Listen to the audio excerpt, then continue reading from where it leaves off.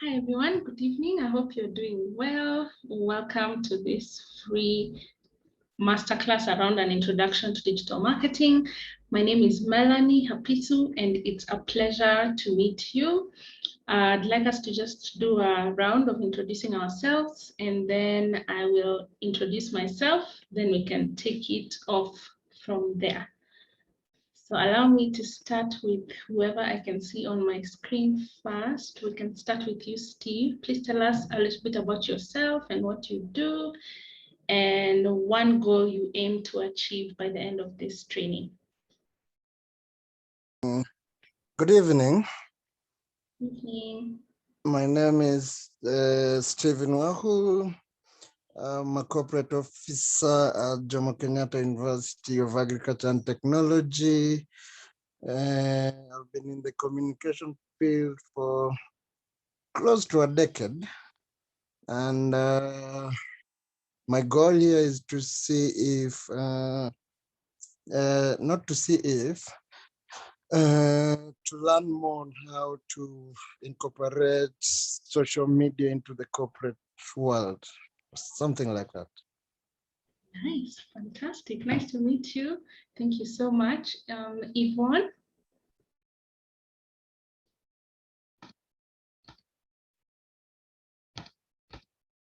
Good evening, everyone. Yvonne is my name. I am a seasoned hotelier, left the industry. Right now, I do my own business. I run an online store called JQS Sportswear. I deal with activewear, athleisure wear, and kids apparel. And from the training, I hope to learn more on how to navigate, especially with social media marketing, to brand more about my business and more about myself. Thank you. Nice. Pleasure to meet you, Yvonne. Victor? Thanks. Good evening. My name is Victor Ongeto. I'm a digital consultant, independent, and my goal today is to get to hear an expert talk about digital marketing. Thank you so much. Susan?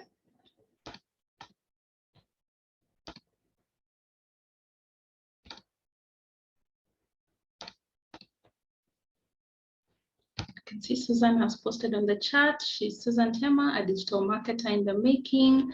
Her goal is to understand more about digital media, social media-wise, and become an expert. So nice to meet you all. Thank you so much for sparing some time to join in. I am so glad that the time worked out for you. So as I mentioned, my name is Melanie Hapisu Namlwani. And I'll switch off my video for now because of the presentation, but I am a digital marketing specialist. I am also the founder and CEO of an agency called DigiPath Africa. And what we do at DigiPath Africa is we help individuals and organizations to just navigate their way online, of course, through trainings like this one. And we also help clients take their products or services to either existing markets or new markets through digital marketing. I've been doing digital now for 4 years, and it's been an amazing journey. In fact, I can shamelessly say that I live, sleep, eat, breathe everything digital. And so it's such an honor. Maybe on a lighter note, something that I think is important to mention, I have been training the whole day from 8. I hope my voice doesn't go on you. But I love training, as you can already see from how I'm smiling. So I'm not tired. I took a break for about an hour or 45 minutes, and I really look forward to today. And so, I mean, I wear many hats. I've been able to work with lots of brands, both small and big, in this, of course, 4 years that I've mentioned. And I've had the honor of working with lots and lots of clients. Just to allow me to brag a few, I've worked with NGOs and community-based organizations. I've also worked with hair companies. I've worked with HR firms. I've also worked with educational institutions, people in the motor vehicle industry, and so on and so forth. And so it's not about me today. it's all about how much everybody who's here is going to learn. And so I look forward to a wonderful, say 1 hour, 45 minutes based on what we have left on an introduction to digital marketing. And the reason why it's an introduction is because so many people think that digital marketing is equals to social media. And speaking of which, let me just throw a question to the audience. What do you guys think? Do you think there's a difference? If there is, what do you think the difference is? Anyone can just unmute themselves and go ahead and let us know their thoughts.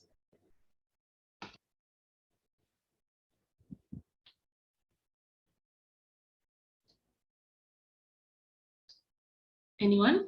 Wild guess. Do you think there's a difference between the two? Is it the same thing? And if there's a difference, what do you think social media marketing is and what do you think digital marketing is?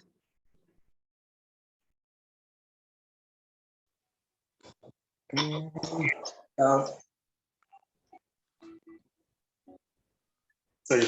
So for me, I think yes, there's a difference. Let me start with social media marketing. I think social media marketing is the use of social media platforms to market.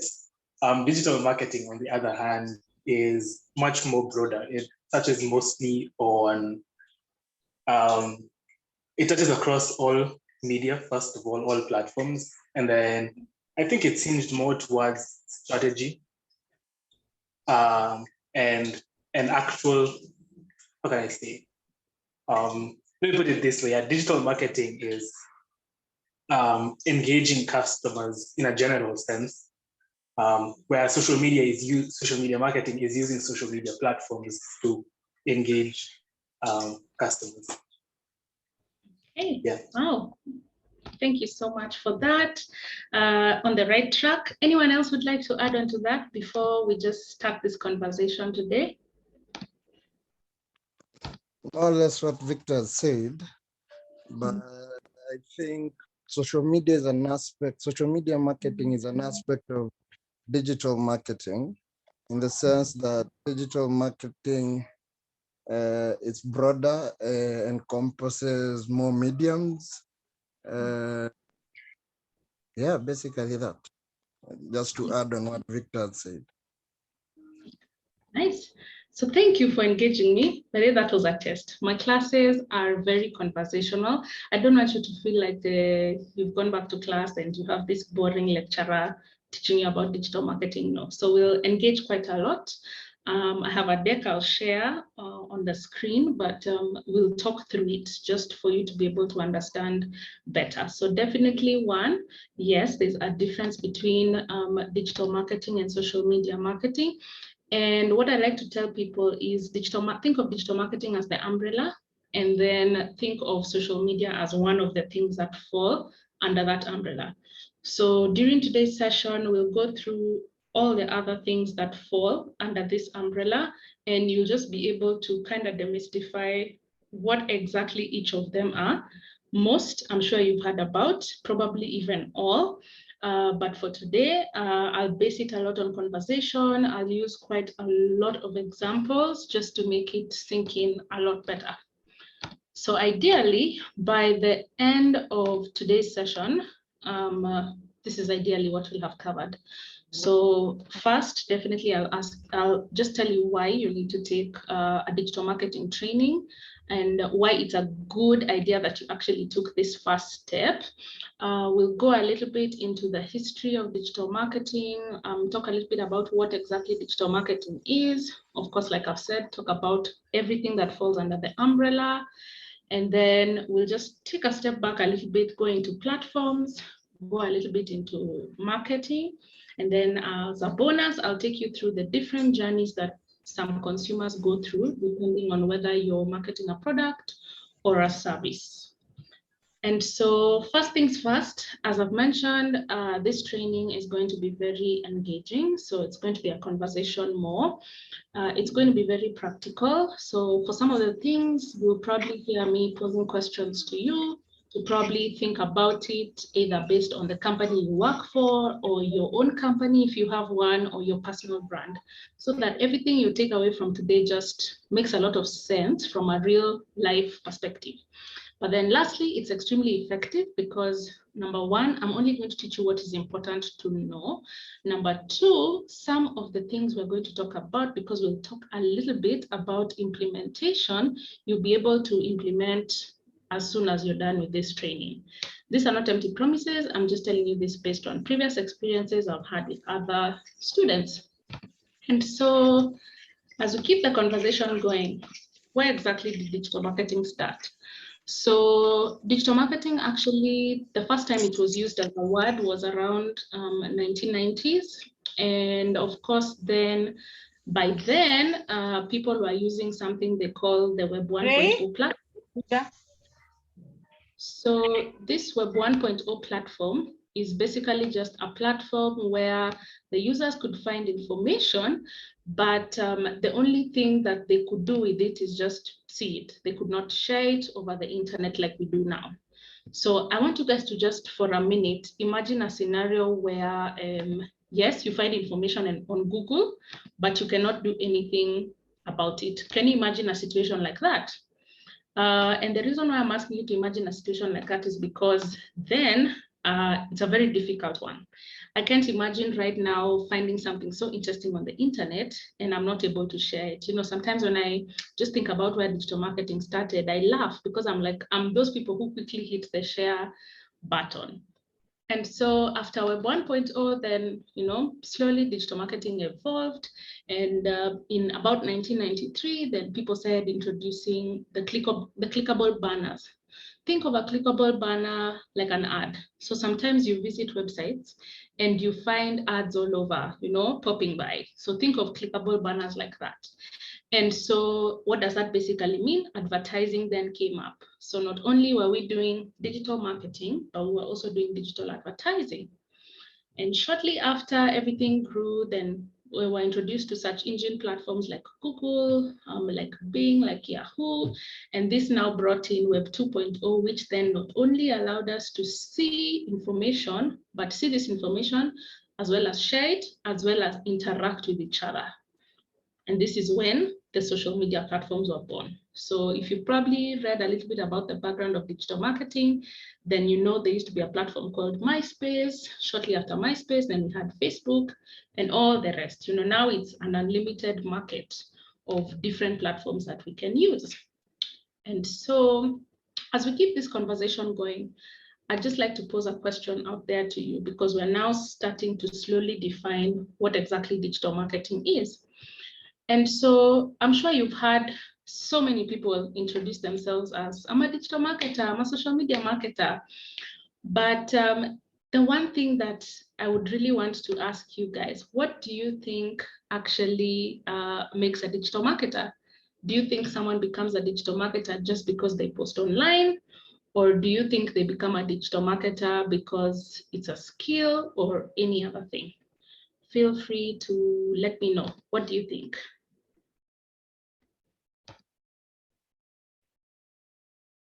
What makes a person a digital marketer?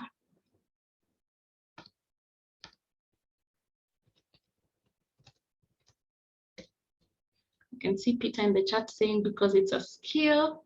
Anybody else? If you can, please unmute yourself so that we can just have a little chat.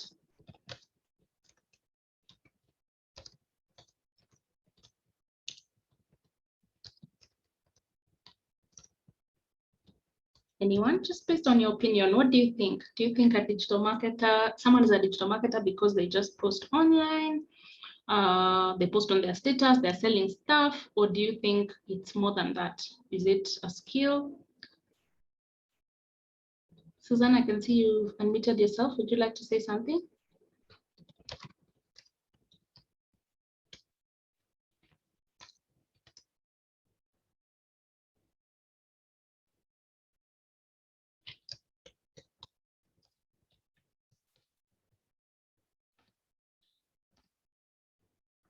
Guys, based on opinion, please, no wrong answers here.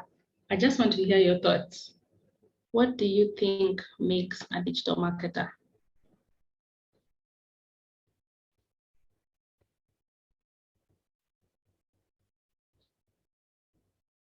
You guys want me to pick on people? Okay, Yvonne, do you mind? Yeah, I can see Victor is unmuted. Yes, Victor. So I think you should start picking on people. But I think what makes a digital marketer is the ability and the skills to converse with someone, have a real human-to-human communication with someone concerning a product or a service, and selling to them the benefits or the idea of what that product service can do to them. So I think it's a combination of both the skills and the talent as well. I think there's talent as well. Nice. I love it. I like how you've put it. Keywords for me out of that, the skills, the talent, and just being able to almost become a people person and understand the people. So that's exactly what it is. And I like to tell people, whatever you call marketing, whether you call it advertising, selling products online, at the end of the day, when we're talking about digital marketing, all you have to know is that it's marketing that's on a digital platform. And this digital platform could be either in form of an electronic device or in the form of devices that use or platforms that use the internet. So what do I mean? Platform that uses the internet, we probably know most of them: social media platforms, email marketing platforms, advertising platforms and all that. But then there's a new angle I've brought in of digital marketing can actually be marketing on an electronic device. So what do I mean by that? Personally, I have a Samsung, and Samsung plus other phones usually run ads on the handset itself. Whether your internet is on or not, you will receive the ads, of course, if you've allowed them to serve you ads. And so that's one example of an electronic device that doesn't necessarily need the internet, but can be used for marketing. A second example, when you go to a restaurant, for example, to buy takeout, and you go to like KFC, for example, they have these little mini TV screens that showcase the menus. Some of them use the internet, some of them don't. So that makes it fall under the electronic device. We have digital billboards nowadays. You've seen quite a lot of, what can I call them? Electronic, let me call them electronic billboards, like the one that is at Archives. If you live in Nairobi, there's one at Archives that is constantly running ads. That's an example of an electronic device that is also used for marketing. The messages you receive from Safaricom, are an example of marketing on a digital, on an electronic device. So when you think of digital marketing, don't think too far. Just think of it from examples that are just close to you, and something that has come up. I can see Victor in the chat asking, kindly define marketing. How is it different from advertising? So that's a really good question. So I'll talk about marketing, I'll talk about sales, and I'll talk about advertising. Forgive me if I am a little bit biased from a digital perspective. So one, advertising most of the time requires you to pay a certain amount of money to run a promotional ad on a certain place. So if it's an online platform, you pay a certain fee to run a promotional advertisement, so you pay for that space. Different from marketing, because number one, marketing then is ideally free, and marketing can happen either on an online platform, which is what we're discussing today, or an offline platform. Majorly, marketing is for purposes of making people aware. Advertising, on the other hand, could be to make people aware and generate sales. Marketing specifically, most times, especially digital marketing, aims at creating awareness with an aim of generating leads, not generating sales. So if you're here and you've come for this class and you're telling yourself you're here to learn how to sell through digital marketing, I'll ask you to just keep an open mind, first of all, because most of the time, the people who are able to fully convert a consumer using digital marketing are e-commerce platforms. So we'll get to that in a bit. So we've talked about marketing, we've talked about advertising. What exactly is sales then? So for me, when I talk to most of my clients who want to use digital marketing to do sales, then for them, sales is basically just like it sounds, selling. So they market, which we've defined as creating awareness, either on online or offline platforms with an aim of selling, so converting a customer. Victor, I don't know if that answers you well. Let me know. Yes, it does. Thank you. Okay. So we'll go back to digital marketing. For those who just joined, welcome, welcome, welcome. We have just begun. We are talking about digital marketing. So we've mentioned that digital marketing can happen on a platform that uses internet and one that doesn't, which we're calling an electronic device. But the key thing you need to remember when it comes to digital marketing, number one, you have to do digital marketing only on platforms where your consumer is. Why is that important? Because number one, it's not about you as the brand, it's about the consumer. You're trying to reach them, you're trying to talk to them. Where exactly are they? That's where you need to be. So this whole thing of brands feeling like they need to be everywhere, number one is a no-no, because honestly, you cannot be everywhere. That's the first thing, you cannot be everywhere. Secondly, it only makes sense for you to be where your consumers are because that's the easiest way for you to reach them.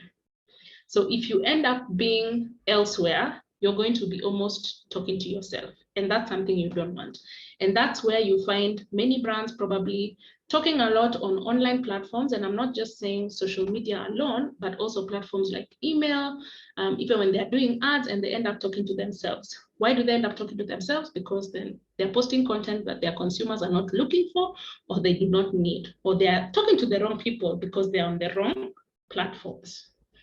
So I'll let you digest that just for a minute, because now we are going into what we are calling the umbrella of digital marketing. So we'll go through a number of things that fall under this umbrella.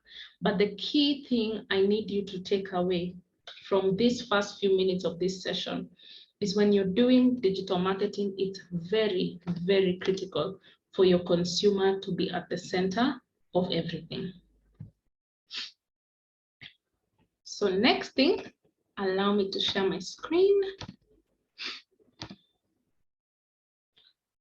What exactly does the digital marketing umbrella entail?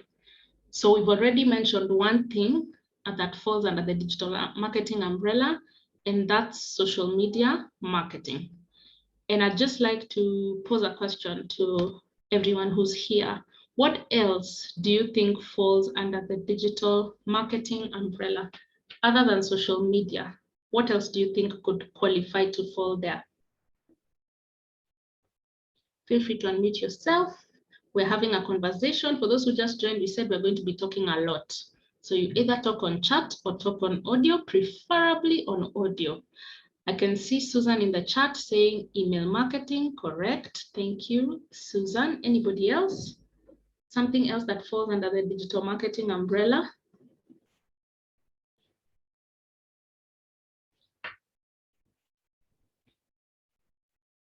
I can see someone else saying SEO. I can see Steve saying website. Guys, feel free to unmute yourself. We want to hear your lovely voices. What else? We have 3 so far. Anything else?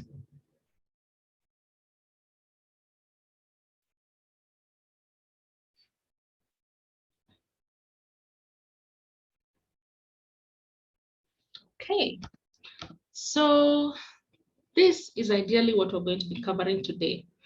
I want to just give a disclaimer. I would say these are some of the digital marketing categories, or rather some of the most common digital marketing categories. Why am I saying some? Because then every time you do research, you discover there's something new when it comes to digital marketing. You discover there's a new platform, there's a new tool, you know, there's a new everything. Just the same way you keep on logging into your different digital marketing platforms, and you end up finding out that, okay, today they've introduced stories, tomorrow they've introduced something else. So I want you to keep that in mind, because we're going to be talking about all these categories that we have here. I can see Peter in the chat saying influencer marketing. So there are quite a lot, as you can see. I'll give you half a minute to just look at them once again for those who are still going through them.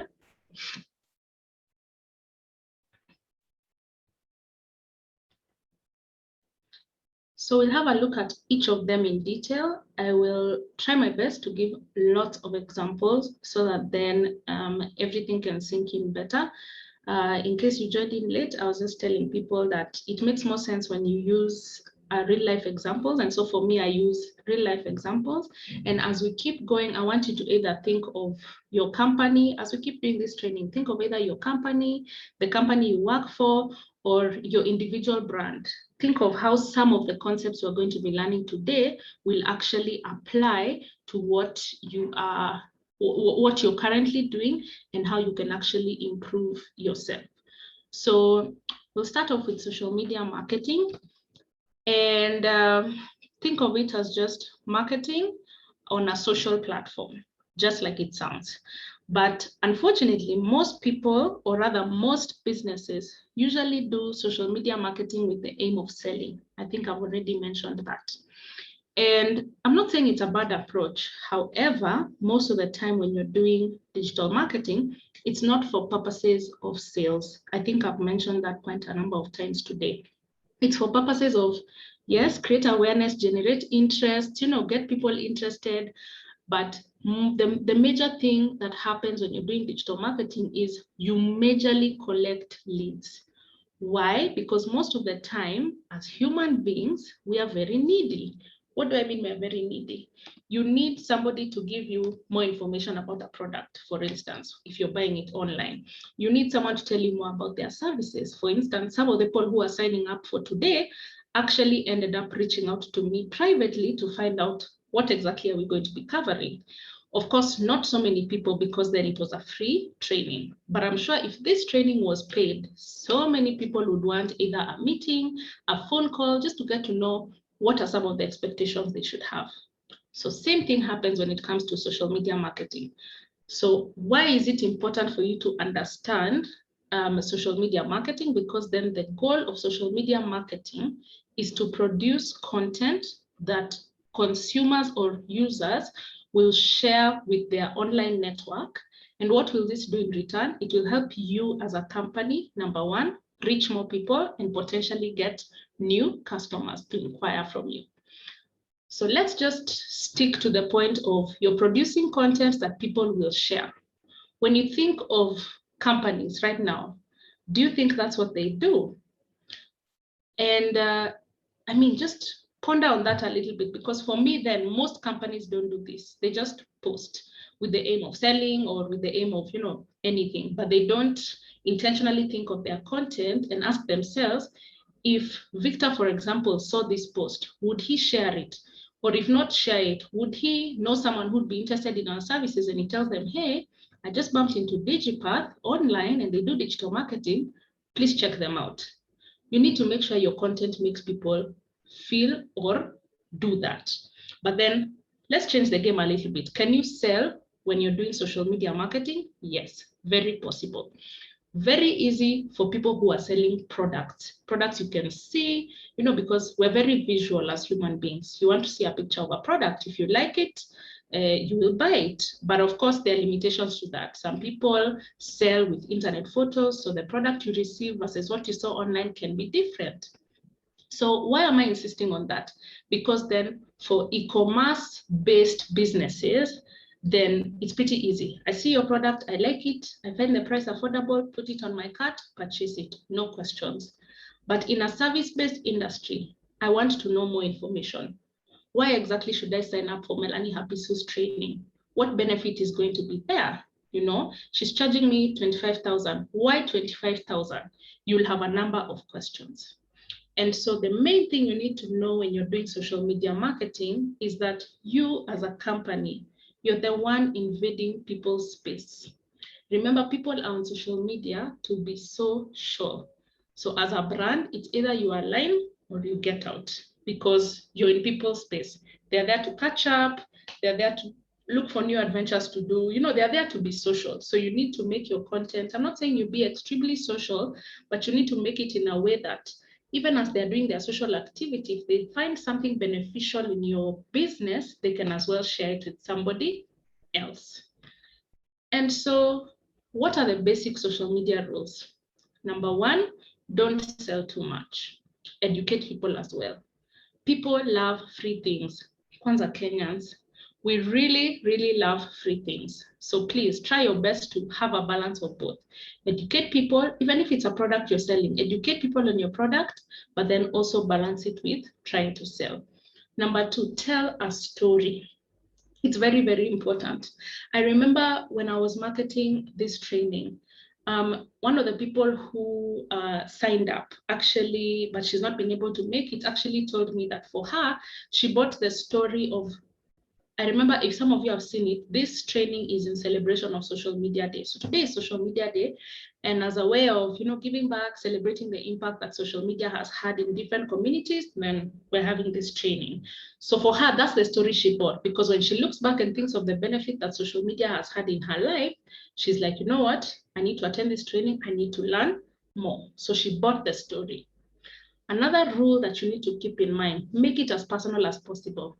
I'm sure many of you have had an experience where you feel like the company that has posted something on social media, it's like they knew you were going through something and they knew the exact solution to provide. I don't know if you guys have felt like that, but personally, there are some companies I go through their social media content and I feel like, it's like they had me in mind. It's like they knew this is the issue I'm going with. One of those ones who start their captions with something like, have you ever, are you struggling with, I always feel like, hey, they know exactly what I'm going through, which makes me go to the next point, which is always make sure that your communication shows a customer how you will solve their needs.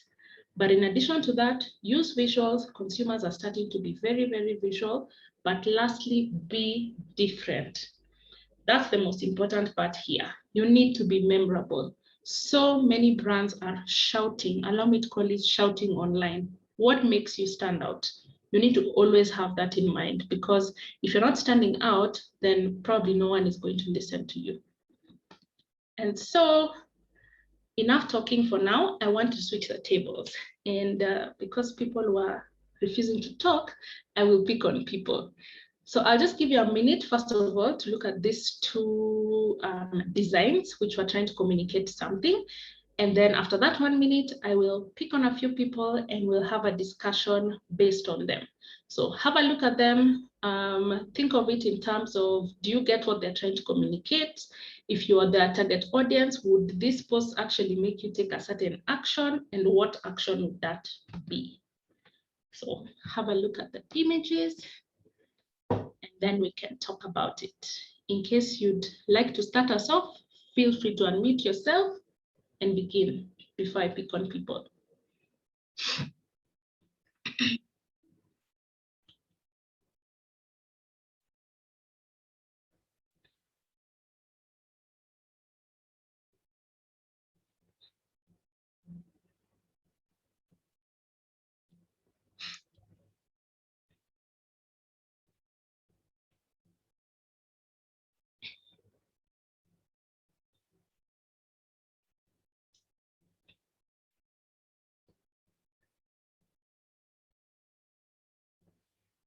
Okay, so I think we've had some time. Allow me to pick on the people who have not spoken yet. Maybe we can hear from Rosa, then Peter, then Eva. What do you think of this communication? Do you understand what they're saying? If you are their target audience, would you take any action? Please unmute yourself and talk to us. Rosa?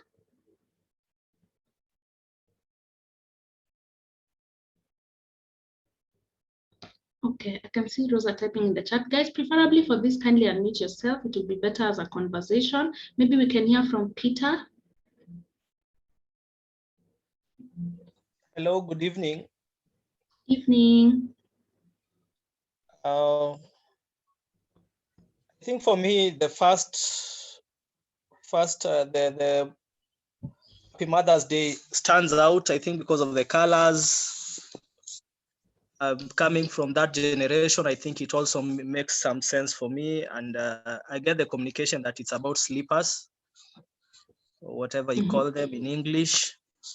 But yeah, the colors strike out, coming from that generation that got discipline in that design. So it certainly strikes something for me. While the second one, I have to really concentrate to get the message. It's not so clear. And I would also maybe add, maybe the colors are a little bit, maybe my device right now, and maybe the platform that they used, they were different, but from my device right now, it didn't really strike me that much. I will just swipe if it was maybe from my device. Okay, nice, thank you. And allow me to just ask, for specifically the Mother's Day post, would it prompt you to reshare this to any mother you know as a way of wishing them Happy Mother's Day? Probably siblings and friends, not mothers, as the objects and targets of Nice. mothers, just to remind them of the experiences.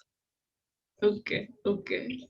Thank you. Interesting to hear. I don't think it would be appreciative to mothers. I think they won't get, I don't know if they would get the message.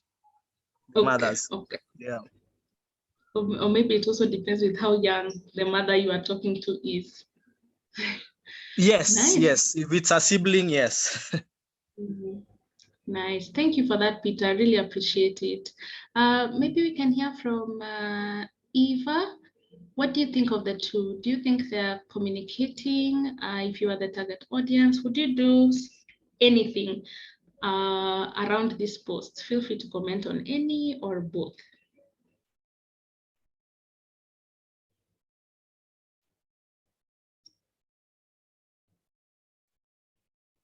Okay, not sure Eva is ready to speak. I will pick on someone else. Tyler, welcome. We're just talking about these two visuals on our screens. What do you think about them? Do you think the message they're trying to pass is being passed well? Would you take any action if you were their target audience? Yes, hello everybody. Hi. So maybe what I can say for the first picture, it's definitely more eye-catching and captivating than the second one. And it's more, I would say, entertaining. It's more, looks more fun. So it's a more appealing poster than the second one. So yeah, it's something that maybe I could share with a friend or something that they would like to see. But one thing I can say about the second one is it's not as fun as the first one, is not as captivating, but it seems to give a bit more information than the first one does, which is one upside I can see to it. It calls you towards creating that loop account that they're talking about. So if I see this second one and I can see those details, maybe it's not all that fun and entertaining, but at least I can see they're talking about a loop account. Maybe if I'm someone who is a lot of paperwork is a problem for me. A lot of I find paperwork messy and untidy, and I'm looking for something like what they're advertising. I have something to go and search for in Google, which is the upside I can say about the second one. Yeah, I think that's what I can say. Nice, thank you, Tyler. And I like that you brought something new up of gives you something to Google, because then I've used this example quite a lot of times, and most of the time people usually tell me from this second image, the blue one of paperwork, no time for that, they cannot tell what loop is. You know, they don't know what loop is. Despite the words on the picture saying collect your card on the same day, someone is like, it could be a card for anything. It could be a card for a restaurant. It could be a card for healthcare. It could be a card for a bank, you know? So someone was like, they don't necessarily make it clear that they are a bank. And I know some of you are probably thinking, who doesn't know NCBA, which is at the bottom here? Well, there are people who do not know. So if this post was to be shared to someone who doesn't know NCBA, they'll probably have quite a lot of questions. But the reason why I've shown you these two posts is because I've just come from talking about how you need to be social on social media. And these are two perfect examples. One is extremely social, more of something you can share with your friends. But this other one, it's not really social, but they try to sound like a friend and not as serious as ideally a bank would sound, So they kind of try, okay, we know you're having a problem with paperwork. So paperwork, no time for that. So set up your Loop account in minutes and collect your card on the same day. So you can see they're kind of trying to strike a balance, not too serious, not too social. But this other one, on the other hand, of course, they were going for social because it was Happy Mother's Day. Coincidentally, in case you didn't know, I also did not know Umoja do slippers. So this slipper was intentional, So for me, I thought it was just but another funny post, yet it was not. So we see social media marketing taking quite a lot of turn of events, especially now. And some of the, let me call them stunts that brands are doing could either go well or not go well when it comes to doing social media marketing. And so you really need to be able to draw the line and understand how will your communication be taken. And I like to tell people, whether you're a small business or a big business, when you create your content, always make sure you get feedback from a few people before you put it up, because there are things you may have missed, small things like misspellings, small things of how people will understand your communication that are very, very critical when it comes to doing social media marketing.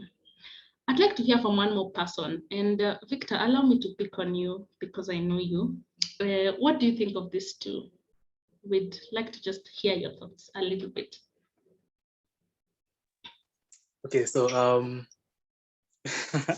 I think what everyone has said encompasses what I would have added. Let me just talk about the tone, perhaps. I feel like the tone on the NCBA Loop post is very off. It's too corporate. In as much as, yes, they're trying to be social, they're not really, they're not talking like they should. They're talking to people, it's like it's feels more or less of a command, commanding you to do something. And it's also not clear what exactly is happening on. Sorry, can you hear me? Yes, we can. Yeah, sorry, I've lost visual on the posts. So, but I was saying,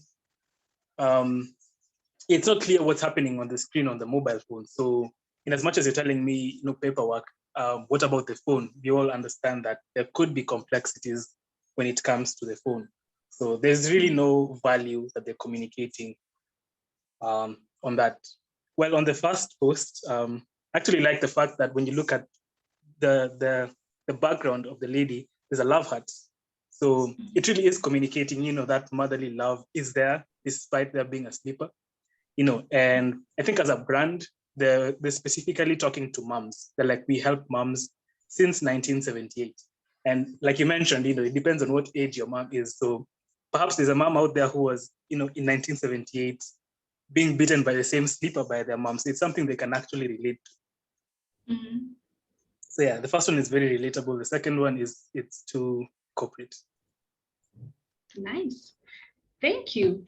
I really like the fact that you brought out, especially for me, something that has really stood out is then you've said something around NCBA is not talking the way they are supposed to. And I really like that you brought that out, because when it comes to digital marketing as a whole, you need to be able to know yourself as a brand. What do I mean know yourself as a brand? You need to have a certain sound or a certain tone when it comes to online. Preferably something that people will understand and something that your target audience is looking for in terms of, for example, for me with my agency, DigiPath, most people who we talk to online want to feel like they're talking to a friend. They don't want you to use all these serious, complicated terms to tell them what digital marketing is. Sometimes, even when I'm talking to my clients, they're like, you know what, I'm in need of social media marketing services. And then you're like, okay, fine, no problem, let's listen to you. Then they probably tell me something like, so in that social media, I want us to also do email. And you're like, okay, so social media and email are two totally different things. So the same approach should be used when it comes to your business. Always try as much as possible to talk to people in a way that you'd want them to remember you for. And I'm not just talking about your business, but your individual brand. Some of the things we're going to be going through today, you'll actually get to appreciate how you can use them for your individual brand. In fact, when you're talking about social media marketing, think of yourself, as Steve, as Susan. Think of yourself as an individual brand. How can it be of benefit to you? How do you need to communicate to people? So that's the first category that falls under the digital marketing umbrella. For those who just joined in, we started off with just an introduction, and the main thing I was really insisting on is that digital marketing is our umbrella. And under this umbrella, we have all these other things that fall under it. Social media marketing happens to be one of the things which we were just talking about. So the next thing I'd like us to talk about is influencer marketing. And I'd just like to pose a question. Anybody on this screen, feel free to unmute yourself and say, or feel free to write it in the chat. Is there anyone you know from this screen? The people on this screen?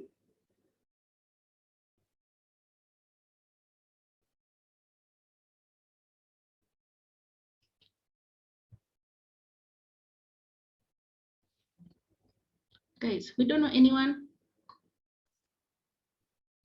For me, I think I know everyone. Okay, nice. I can see Mercy Wambua's hand is up. Yes, Mercy, who do you know? I think I know everyone. There's Natalie Tewa, Wabosha Maxine. There's Akothe, Churchill, Jugush, and Seth Gore. Nice. Thank you for that. So I'm sure most of you know all of them. Some people may not, which is still okay. And so these are just a few Kenyan influencers. Of course, then I've not put others, but these are the few I chose. Why? Because number one, they reach different age groups, and two, at least each of us from this class probably knows one of them. So what exactly is influencer marketing? So I want you to think of an influencer as someone who has the power to affect your purchasing decision as an individual. What do I mean they can affect your purchasing decision? Number one, you listen to them either based on the authority they have, based on a certain topic. So maybe they are an expert in something. So for example, you have spared your wonderful time to come and listen to me today. So I can gladly say I have some authority when it comes to digital marketing. But an influencer can also affect your purchase decision either based on the relationship you have with them or their society in the audience. If there's someone who the society really respects, then probably chances are people are going to listen to them. So keep those things in mind, because when you're choosing which influencers to work with as a business, you need to ask yourself that. Are people going to listen to them? And if they do, why do they listen to them?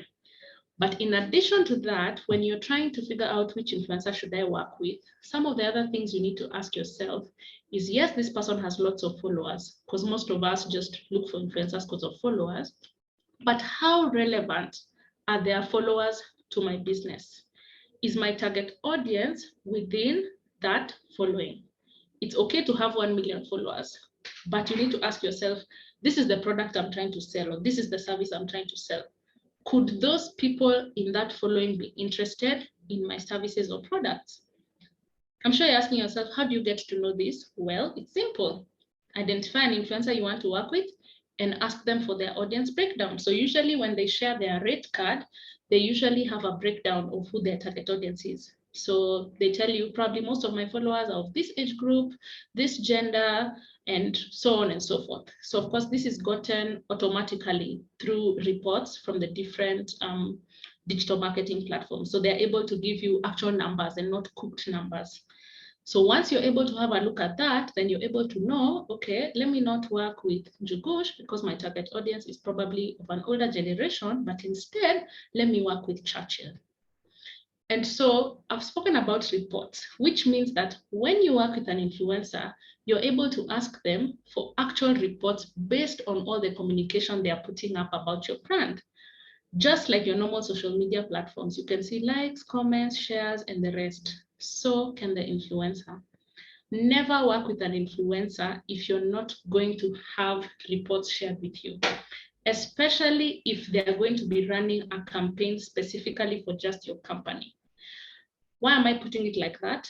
There are two different ways influencers work. Some can work with one company on a campaign, say for 2 weeks, 1 month, 1 year, whatever it may take. But nowadays, influencers do things they're calling market days, where they post on their Instagram stories and they charge consumers a certain fee. So of course, for a market day kind of post, you cannot ask for a report, you just have to wait for the results. Although that is an assumption I'm making. Maybe some influencers are nice, you'll ask them, they'll give you reports, but you can only imagine if they're posting 100 stories in a day, they probably will not want to share a report with everyone. So reports are critical because not only are you able to know the value that this influencer is providing, but you're also able to know this is what worked, this is what did not work. But when it comes to influencers, there are different types of influencers. And most of us, of course, then just know the big ones. However, there's a new trend that's coming up where small influencers are now starting to be used a lot by brands. And by small influencer, I mean these ones at the bottom. They call themselves nano influencers. So these nano influencers ideally have a following of between 500 to 2,000 followers. And for me as a digital marketer, these are the best influencers to work with. Why? They actually have a relationship with their target audience. And in addition to that, most of the time, they know their target audience. So not only are they just, can I say, a little bit intimate with their audience in that if they say something, their target audience will listen, but they're also intimate in the sense of people actually respect the opinion they have to say because they know them.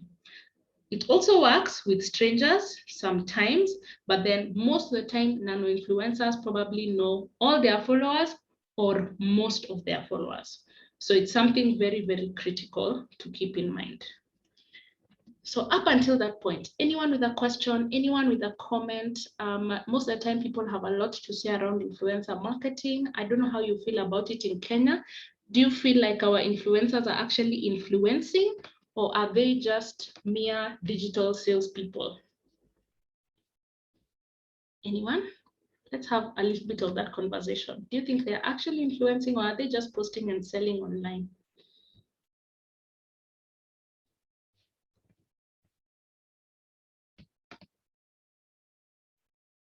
Guys, am I boring? What's happening? Yes, Marcy? I think it plays out both ways.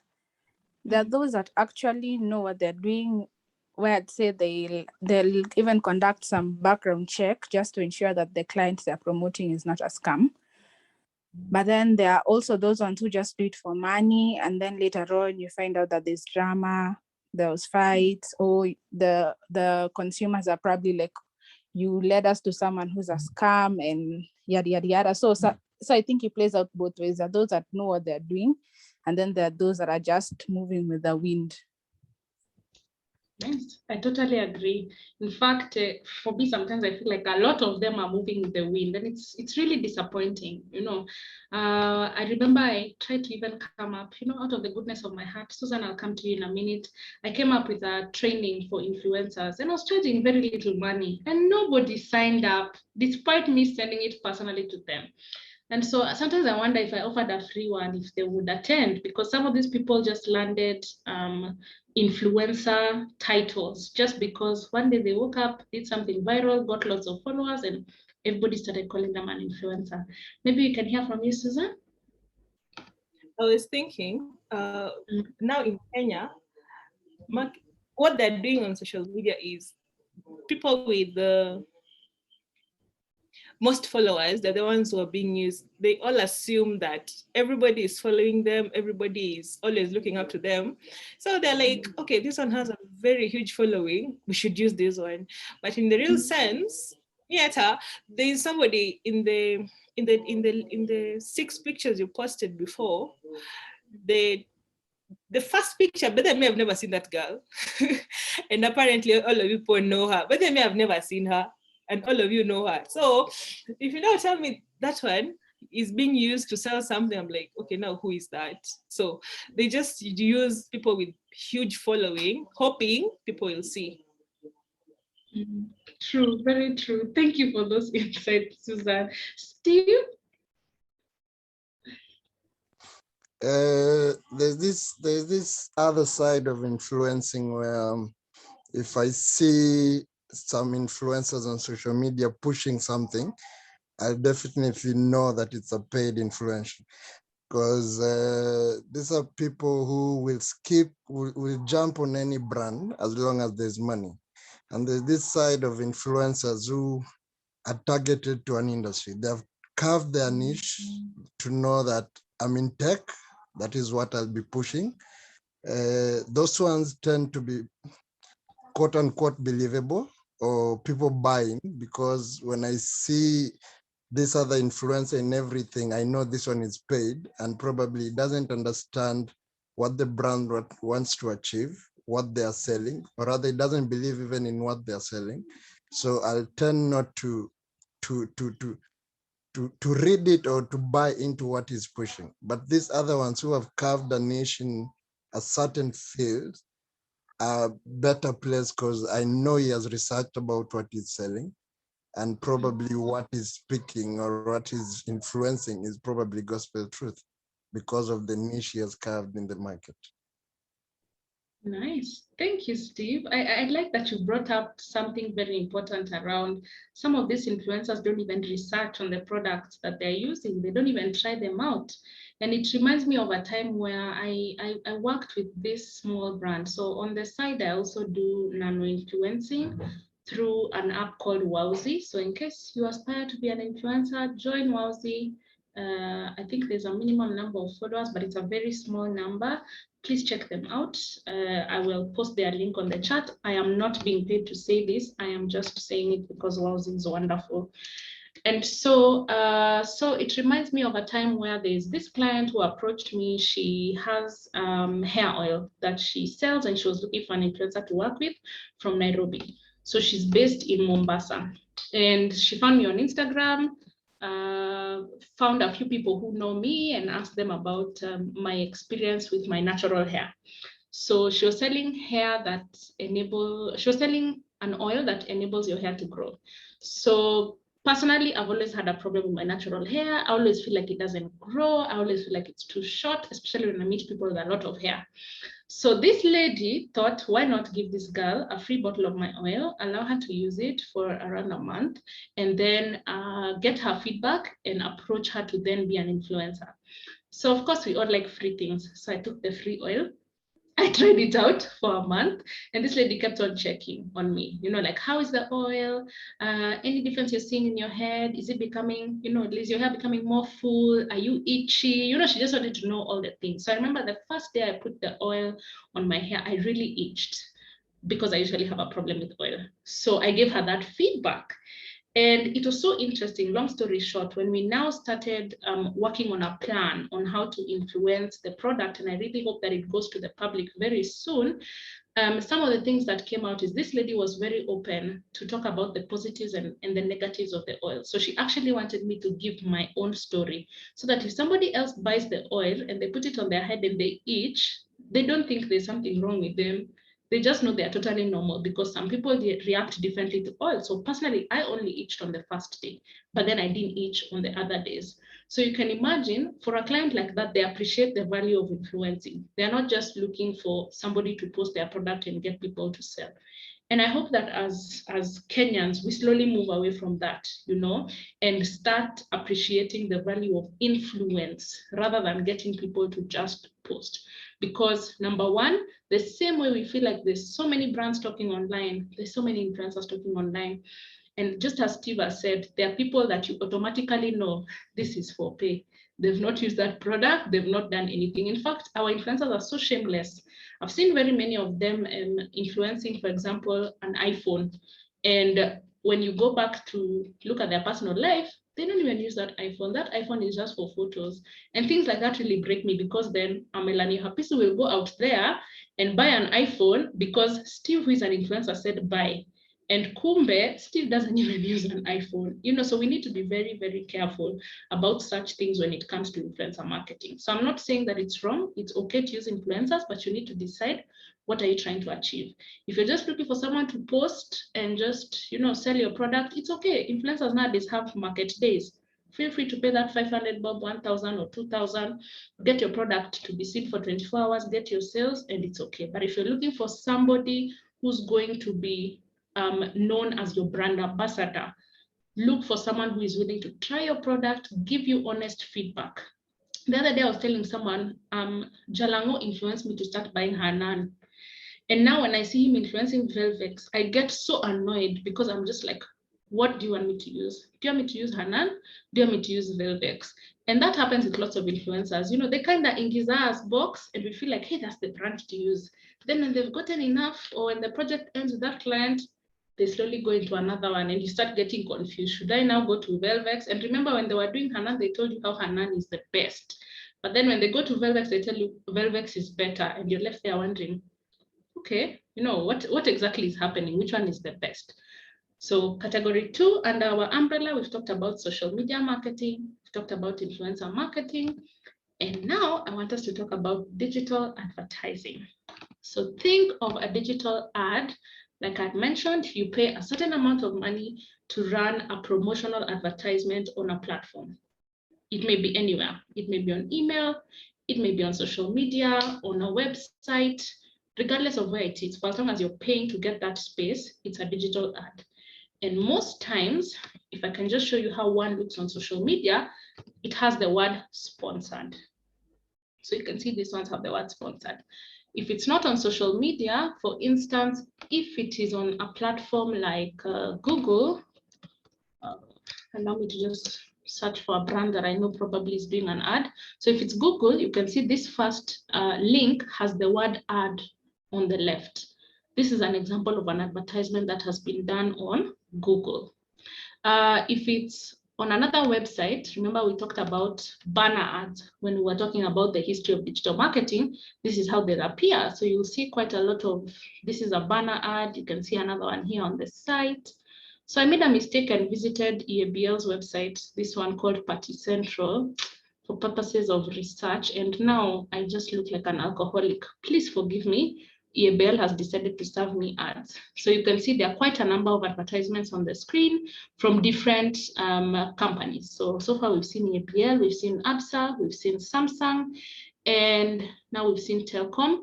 Interesting thing, sometimes you may go on your side and see similar ads, and sometimes you may see different ads. What could that mean? Number one, either you fall in the target audience of this company, or number two, they are just targeting everybody. So you may find that each of us are seeing the same ads, but most time we see different ads based on our history of searches. So you'll find probably if you are looking for a phone or you are looking for a carpet, different companies will start serving you ads based on a certain technology that they are using. And so why are digital advertisements beneficial? Number one, you get to reach a wider audience. So other than just your followers, you're able to reach more people because you're able to define a specific target audience in terms of gender, age group, their interests. You can target even based on location. So you reach more people. If you do your ad well, chances of converting are even higher. Remember we said for product-based kind of people. If you're a service-based, it may take an extra step. Think of the reason why converting people immediately for service is difficult in terms of, what can I say? In terms of when you go to a bank, for instance, and you have two options. You can either write to the customer service people while at the bank or talk to someone physically while you're there. Of course, because you're there, you choose to talk to someone physically. Think of a service-based kind of marketing like that. Someone would like to talk to you because they have the opportunity to talk to you, to ask you all the questions that they may have. So digital advertisement is the third category. Fourth one is something we call email marketing. I'm sure all of us have heard of it. The only twist here, of course, then it's marketing of products or services via email, but the main aim of doing email marketing is to develop relationships with potential customers. It's not about just selling all the time. So you need to strike a balance. Another thing that makes this different is email marketing is not just the way you send emails to people. In case you got an email from me, it's a form of email marketing, but right now people tend to automate it. People tend to want to receive beautiful emails like these ones, so rather than just a fully worded email, someone wants to receive a beautiful interactive email. And so how do you do that? Personally, I use a tool called MailChimp. Of course, there are very, very many other tools that you can use. But I choose MailChimp because number one, it's what is commonly used by many clients. But number two, it's also pretty easy to use. So in case you have used you have not used MailChimp, I'd just like to play a short video for you to be able to just have an idea of how it works. So you basically set up an email on a certain platform, and of course this platform is then connected to your email address. So when the email goes out, it ends up going out like Melanie Hapisu. So if it came from my email, it goes out like Melanie Hapisu. And the best part about it, it can be automated. So if you want it to go up next week, it can go up next week. If you want it to go out as just an image, it can go as an image. If you want it to go as just a text, it can similarly go that way.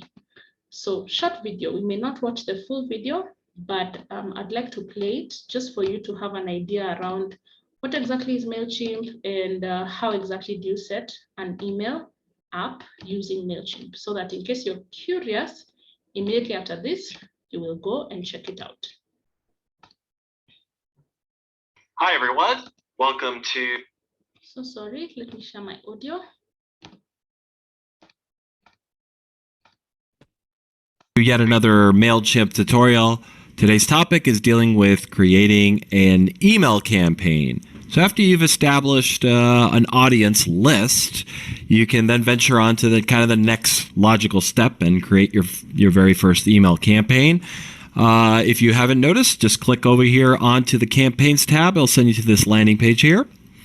Once you're here, just make sure to click on create campaign call to action button. This screen will pop up. I'm not going to go into all these individual pieces as we're just covering the very basics. So I'm just going to say for the most basic kind of campaign you can run is just a simple email campaign, and you're going to want to keep it on regular. These other ones can be covered another time. Your campaign name will be whatever you want to call it. I'm just going to call it test campaign. Once I land there, I get a little questionnaire of what I need to complete the campaign. So number one, who's this going to? So I'm going to choose my audience. I've got 2 subscribers and got that piece out of the way. Now it's asking, do you want to segment that list? Or if you have tags, which will be covered in another video, do you want to target them? That's all. I'm just going to point out that's there, but I'm not going to get into how segments and tags work, just to let you know that there is ways to micro-target people, and from there, I'm going to save it. Now the from is the kind of the next big piece. You're going to want to put your name and email address. Once that's in place, save it. And actually, you may be prompted with this to verify the domain.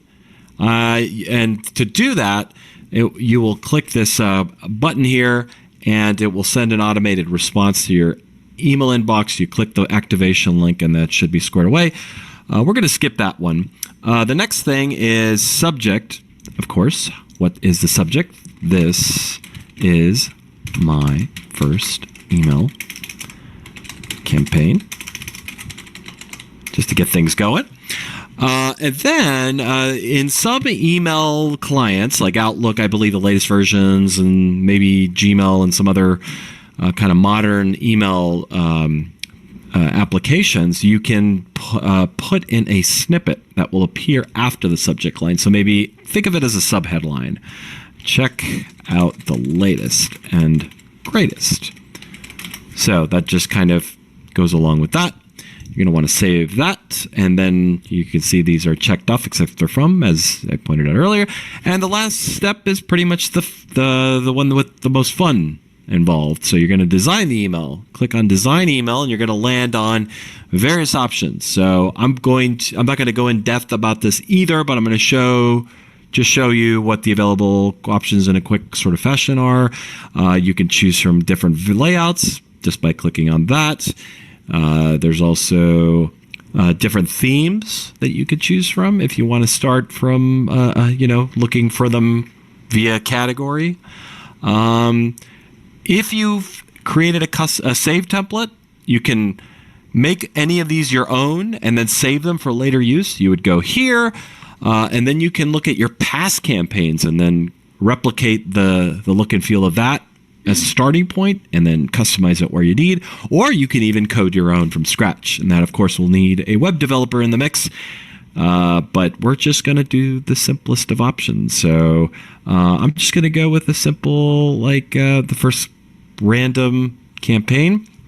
Once you're in there, you obviously get met with the placeholder information that is involved with the campaign. On your right, you will have various elements. Sorry for it that it's cropped off a little bit here, but know that there's a few other options to the right that are not shown here, but it's as easy as dragging and dropping. I'm dragging here, for example, a text box, plop it in here, and then the editor box will pop up. This is a text box.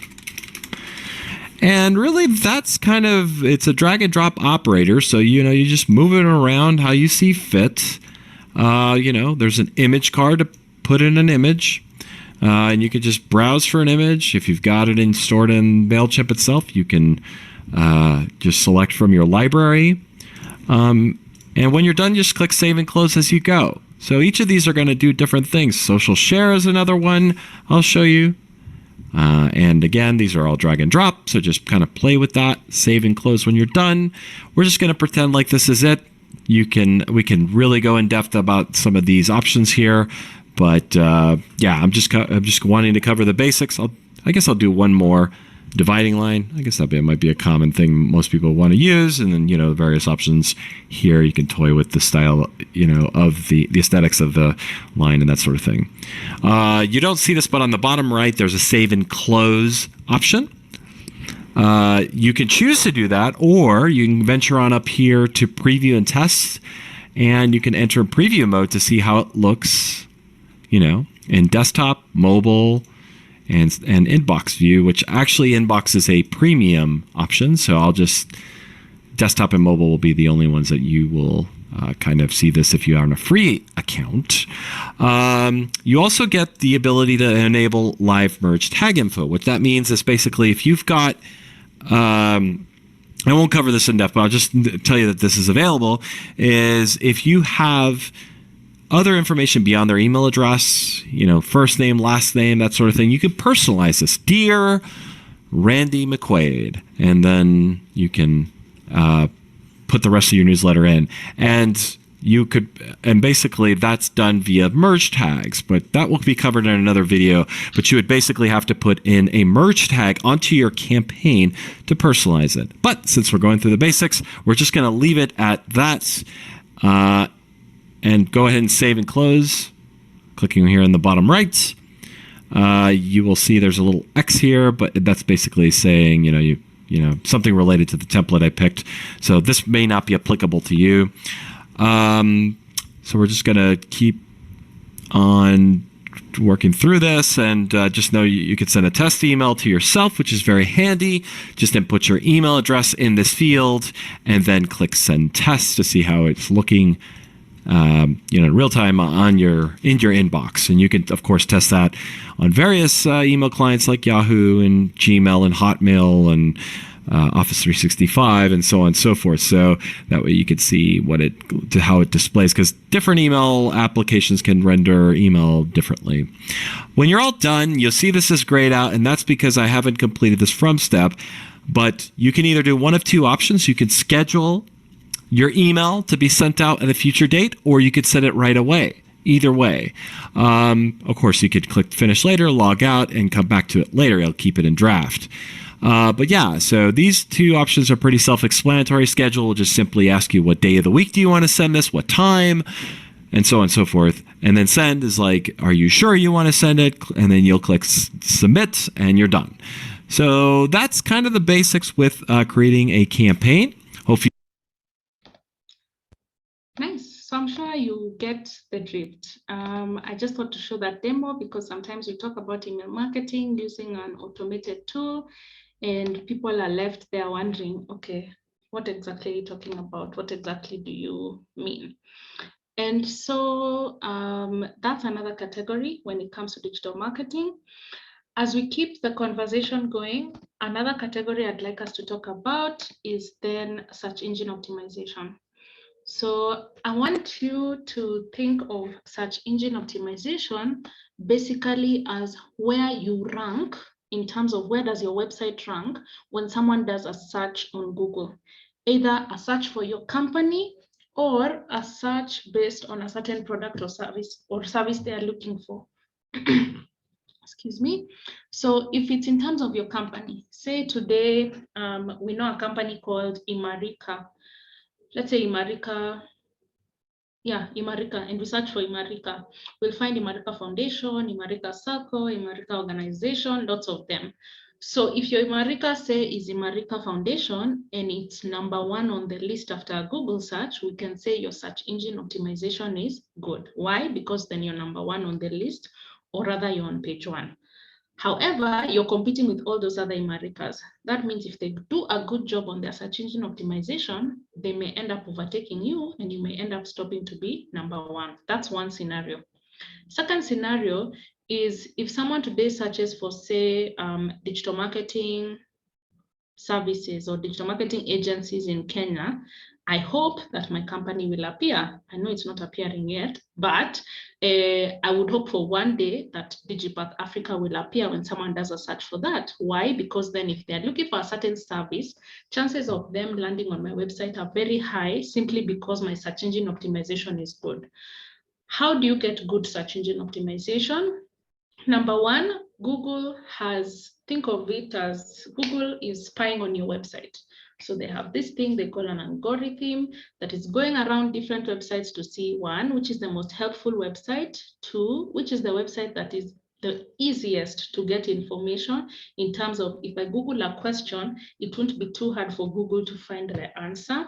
And #3, this person has done quite a good job on their website in terms of they have keywords, certain keywords that probably someone would be searching for. So each of us has a different way of searching. So me, I may search for digital marketing agencies in Kenya, but say Susan may search for digital marketing agencies in Nairobi. I expect my agency to be found in both searches. So what do I have to do? I either have to edit the actual wordings on my website to have some of those keywords or key phrases that a consumer would search for, or if not, I have to add keywords onto the back end of my website. What do I mean? You have someone who did your website, a developer, and they're the ones who have access to the back end and the code. So it is there that they add keywords that will enable your website to rank higher. And you can add as many keywords as possible. You can add keywords based on the services you provide. So if you do digital marketing, content creation, influencer marketing, you can have them all as keywords so that if someone ever does a search that has that keyword, then your website pops up. Something you need to note, search engine optimization can change in a minute. Tomorrow, you may be #1 on the Google search. The next day, you may be last. So you always have to ensure that you're up on your toes. Most Kenyan businesses don't keep it in mind that websites need to be updated. We do a website once and forget about it. We update the website next after 5 years. That is very wrong. If you keep doing that, your search engine optimization will be terrible. And chances of people finding you on Google will be very low. And then you'll end up feeling like you're wasting your website unless you're then referring people directly to the link of your website. So in a nutshell, that is search engine optimization. Anyone with a question until that point? I know sometimes usually it's a challenge to understand. Anyone?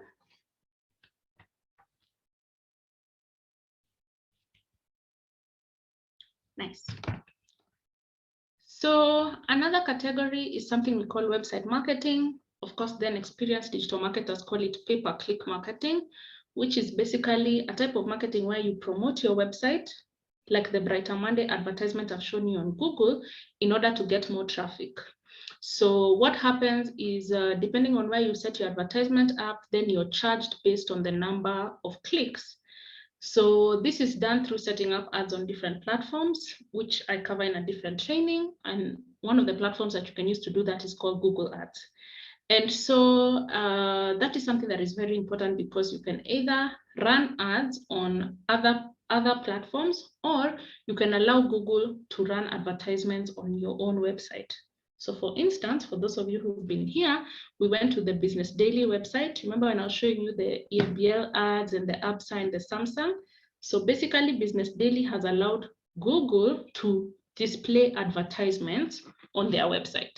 Why do people do this? Number one, most times you get paid for it. So if you just look for Google AdSense, I'll send the link on the chat in case anyone is interested. So if you just Google or search for the word Google AdSense, you'll find that Google has a monetization program where you give them permission to run advertisement on your website. Most people who do this are bloggers, because then they have quite a lot of traffic on their website and you earn some money from it. So in case you're looking for an extra source of income and you have a website and you have quite a lot of traffic, feel free to consider that. So with this website marketing, ideally, then I showed you an ad looks like this. So I have the Brighter Monday one that looks like this. I have another one. If you search for flowers in Nairobi, sometimes you'll find the whole Google page is full of adverts. So depending on what industry you're in, apologies, I just realized my screen was not showing. So this is how an ad looks. It basically has the word ad at the top here. And I was saying that some industries, you find that the whole Google search, the first page is just advertisements. And so in an industry like this, you'll find if you don't do ads, you're never going to be seen, or you won't be seen at some certain point. So if you do a search for flowers in Nairobi, especially towards the end of the month, usually the whole Google search is full of advertisement. So this is an interesting way to grow, something that you can easily set up using a platform called Google Ads. In case you're curious, feel free to go and search, or feel free to contact me later. I run a paid training on ads. And so as we keep going, we've talked about so many things, but as we wind down on the different categories, another one we have is mobile marketing. As it sounds, you're marketing on mobile devices. These mobile devices, of course, could be tablets, smartphones, and all that. But I want you to think of mobile marketing in two ways. Number one, remember I talked about the Safaricom messages we receive, your balance is below 2 MB. Dial star 544. That is a marketing message through mobile marketing. That's one way. Another way is through applications. So you'll have an app and you realize, so I just use this for purposes of demo, but you'll notice if you have an application, say Glovo or Uber or any other app, most times they send application notifications, especially for marketing. So I know, for example, Uber Eats, every day at lunchtime, they have to send a message to remind people how it's lunchtime, how they can make an order for food. And these things work in terms of marketing. You might be there sitting, thinking and wondering, do they ever work? Yes, they do. That's a perfect example of mobile marketing. Then as we keep going, something that is really, really being used in this digital space is something we call digital affiliate marketing. Think of digital affiliate marketing just like affiliate marketing, which is just the process where you work with people to promote your products or services and you pay them a commission. The only difference now is it's on a digital platforms. So this works well right now because most companies are finding themselves having to use this method because number one, it's cheaper. You don't have to pay a sales team, a retainer, and yet they're probably not selling. So you just get affiliate marketers, which can be anyone, you, me, anyone. People sign up, they promote your product, you pay them a commission and you're done. So an example of a company that's running a good and successful affiliate program is Jumia. In case you're looking to make more money or just discover more about it, I've put in the link here. I will share it on the chat right now, but this is something that's very, very beneficial for businesses, especially if you're a business that's operating on a tight budget. This is really good because you can decide what amount of commission do you want to give to these people who are going to be doing this affiliate marketing for you. And so I've talked a lot, and I'm finally on the last category, which is something we call out-of-home digital. So I like to tell people, think of it as a digital billboard, whether small, whether big. Think of it as a digital billboard that can be used to pass information in different types. So in form of text, in form of audio, in terms of video, in terms of still graphics, whatever it may be. So we gave quite a few examples when we began. We talked about the screens.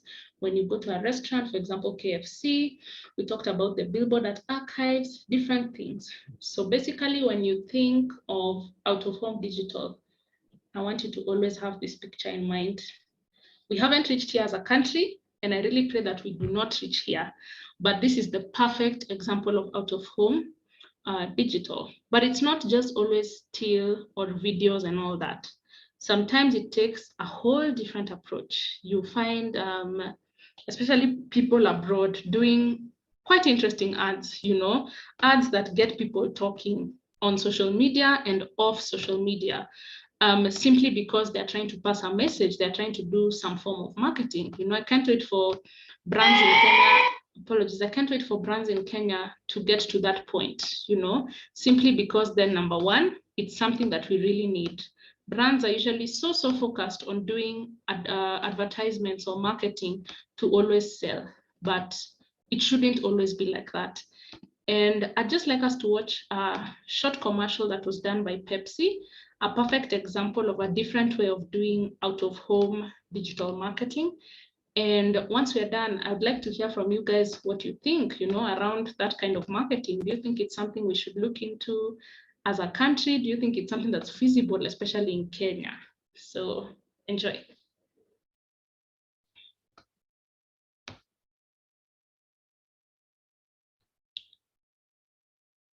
Sorry, just give it a minute.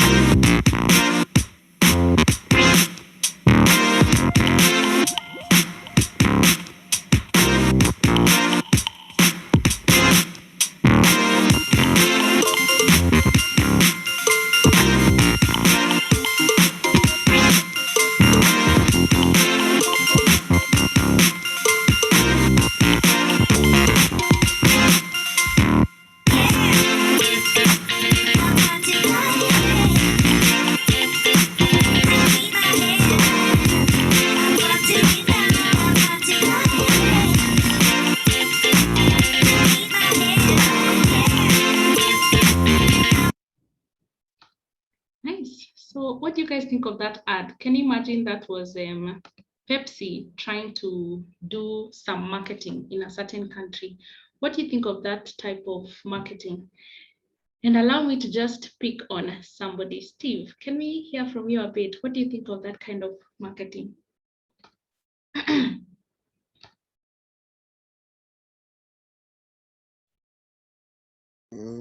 It's different, to say the least. And I think in terms of retention, it will get people talking, and it is something that will stick in people's mind for a minute, especially those who saw it. So in terms of retention, it goes a long way. Nice. So thank you. You've mentioned something around retention, and I want everyone to keep that in mind. When you're doing digital marketing, you have to be memorable. You only have one chance. just like meeting in person, first impressions are everything when it comes to digital marketing. So you need to decide whether it's on social media, whether it's on email or whatever other platform. We've talked about so many categories of digital marketing. You need to really, really ask yourself, am I standing out? Are people going to remember, that they saw this ad? And sometimes it's as simple as playing with colors. Sometimes it's as simple as being bold, the way Pepsi was, and sometimes it's just as simple as allowing your target audience to go through the full journey a consumer goes through, which is what we're just about to talk about right now. So I had told you guys that as a bonus, we're going to talk about some of the different customer journeys that different customers go through, depending on whether you're marketing a product or a service or whatever it may be.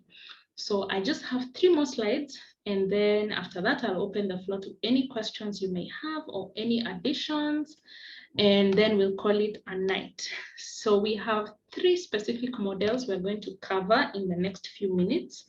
I'm not saying that those are the only buyer's journey models. There could be many others, but I choose specifically those ones because most of the time people ask me, okay, if I'm marketing a product or if I'm marketing a service, what journey does my customer go through before they purchase? So that I even keep in mind all these wonderful things I've taught you before around digital marketing. What stages do I need to introduce, for example, social media marketing? Do I need to do it from the very beginning, or do I need to introduce it in the middle? If it's email, do I need to introduce it from the beginning or somewhere else? So we'll talk about the AIDA model, the Dagmar model, and the Ehrenberg model. Don't worry, they sound like very big names, but they are not. So the first model is the AIDA. And this AIDA model, ideally, AIDA is an acronym, and it stands for Awareness, Interest, Desire, Action. However, for purposes of this demo, I will use this visual that is on my left. The rest is just extra information, so you'll probably hear me say it.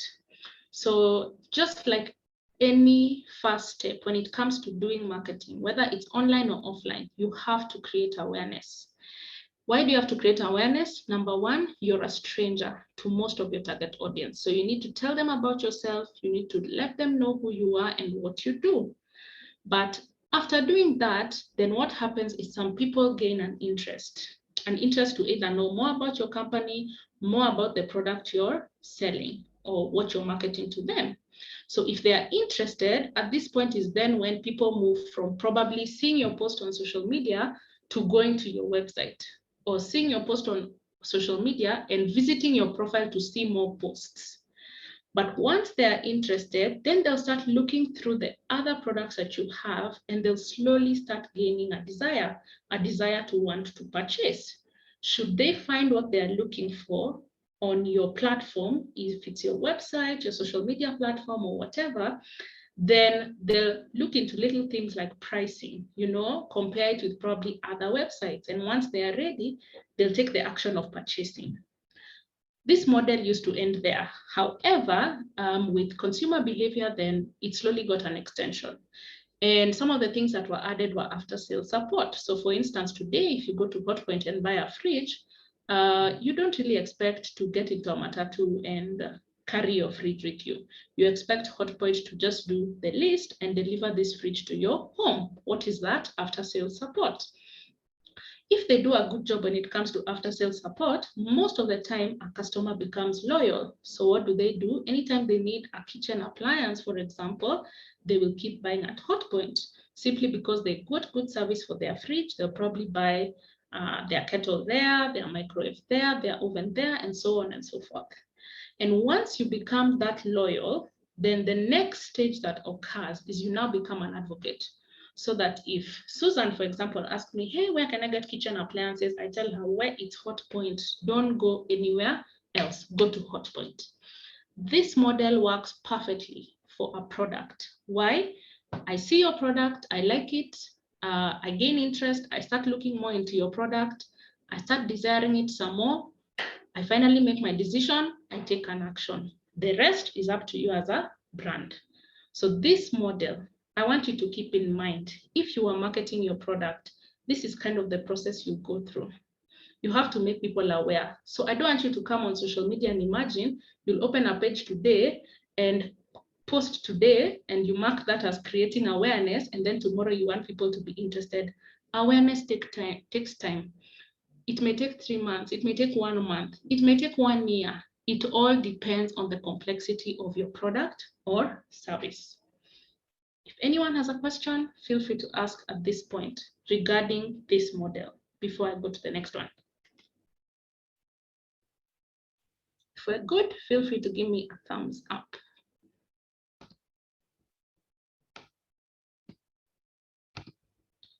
Nice. So second model is the Dagmar model. Just like the first one, it has the awareness stage. And immediately after awareness, then we go into comprehension. Comprehension is basically where you help a customer understand why exactly do they need this product or service that you're selling. What exactly will it do to them, or how exactly will it help them? This is where you start convincing them. That's the next stage, conviction. You start telling them that they need this product was made to them. In fact, if you even can, you try and paint a picture of how this product can be customized to be for them. Then once you convince them, they take an action and purchase. Works perfectly for a service. Perfect example that I would like to give you is of insurance agents. I remember one day I met an insurance agent at a supermarket, and she almost forced me to take an insurance policy for education for my children. I don't have children. And even after I told her I don't have children, she really, really, really insisted. And she was telling me, can I imagine in the future when my children don't have school fees, what exactly am I going to do about it? Like, she really painted it back to the extent of I felt, okay, I'm young, but hey, she has a point. What if I don't have money in the future? What if the money is there like now? So this works well for a service, you know, almost like what I was telling you guys about this training. Some of you called to find out more information about it, and I was able to talk to you, give you more information, make you feel like you really need to take this training, and you took action and you're here. So this is the Dagmar model. Works best for a service. So we've talked about the IDA, we've talked about the Dagmar. Then our final model is the Ehrenberg model. I really love this model because the only difference is that it allows you to have a trial phase. This trial phase allows your consumers to try out your product before they get the main thing. Why is this important? Number one, we love free things. Let's admit it. You guys are here because you like free things. You know, it's the truth. And so a trial really helps because sometimes a consumer just needs to see what your trial has to offer for them to be able to know if they are willing to convert. So I remember previously then, I know a few people who used to have trainings, and they do a free training, say for 1 hour, just to get to tease people to want to take their full training. So I want you to think of this model as working best for subscription-based service. Think of Showmax, think of Netflix. They allow you a 14-day or 30-day period to try out their products. And once the period expires, they start doing reinforcement. So they start reassuring you that number one, you need Netflix, you need Showmax. Why? Because your trial is over and they've been seeing what you're watching. So they'll constantly start feeding you with the shows you've been watching. You know, so another episode of this is out, another episode of this is out, just to make you to want to watch. Should you still not upgrade from your trial, they now start nudging you. What do I mean they start nudging you? They constantly start reminding you that you need to upgrade your subscription. So this is when they'll tell you probably if you pay today, you get a discount of this, or you get to pay this amount for 6 months. You know, they start coming up with offers just to convince you. So this works well, as I've mentioned, for a subscription-based service. I want you to keep those 3 models in mind because they'll really come in handy when you're doing digital marketing. Why? Because sometimes you simply just have to understand your target audience and the process they go through for you to be able to provide good marketing for them. Because sometimes you're doing terrible marketing, sorry to say, just because you don't understand your target audience. You feel like your target audience sees your post and immediately they want to buy. And yet, that's not necessarily how it works. So ladies and gentlemen, that is digital marketing in a summary. that was just an introduction. In case you're interested, I have a full training that I offer for 4 weeks. I have sent the link on the chat. So in case you're interested in signing up, feel free to sign up for that. In case you're not interested in signing up and you have a question that you'd like to ask me, you'd like, quick clarification from me, feel free to also book a short meeting with me. I'm going to send you a link again on the chat to book a free 15-minute call. Here we can talk about a few things that you need clarified in just 15 minutes. But from me, that is it. Anyone with a question, anyone who needs a clarification, something that you probably would have wanted to know around the introduction of digital marketing that I've not covered, this is your opportunity. Feel free to ask. Thank you, Susan. I can see your claps. Thank you so much. So as we wait for questions or clarifications, I have a tradition that I like to do. I can see Pete in the chat saying, thank you. Pete, allow me to pick on you. What is your one word from today's training? One word, not one sentence, one word. So using one word, explain how you feel about today's training. Peter? I can see Steve in the chat saying insightful. Thank you, Peter.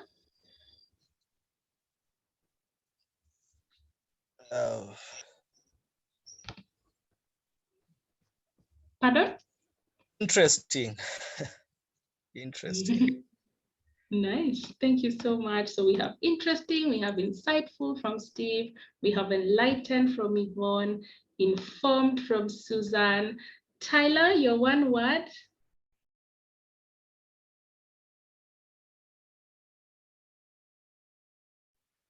Yes, just like Yvonne, I found it very informative. Thank you. Nice, thank you. Rosa, your one word? I can see Rosa saying awesome.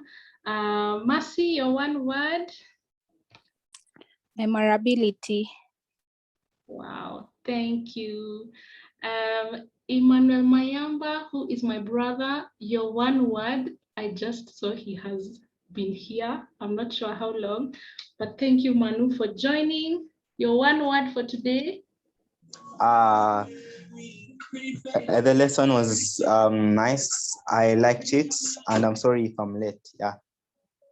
Thank you. You failed. It was one word, but thank you for joining. Welcome. For such one word. Oh, I can see Tufasa in the chat saying necessary.